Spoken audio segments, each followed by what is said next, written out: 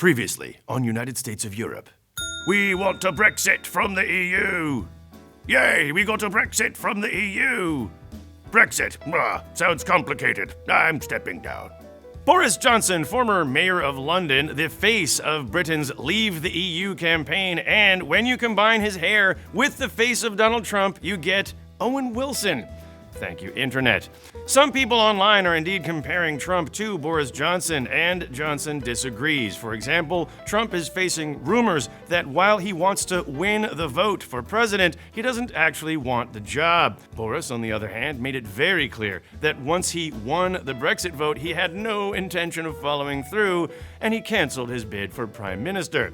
But now, Britain's new boss, Theresa May, is making Boris foreign minister, basically her way of rubbing his nose in his own shit.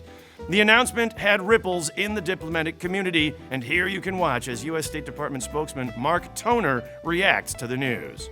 Foreign Secretary has just been announced as Boris Johnson.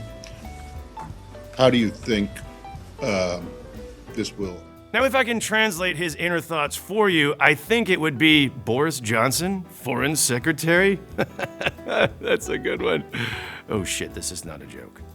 Good for you, sir, for trying to keep your reaction diplomatic. Diplomacy, kind of a prerequisite for a job in the foreign ministry, but Boris Johnson has made a career of insulting every world leader possible.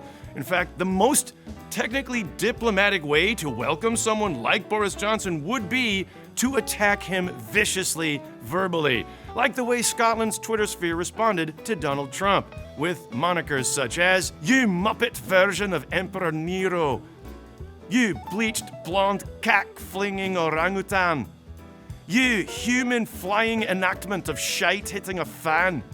Writing about Hillary Clinton, Boris Johnson compared her to a sadistic nurse in a mental hospital, which is a clear reference to the Oscar award-winning film One Flew Over the Cuckoo's Nest, with Jack Nicholson facing off against the evil nurse Ratched. So if Hillary is the nurse, then that makes Boris Jack Nicholson. And what happened to him at the end of that film?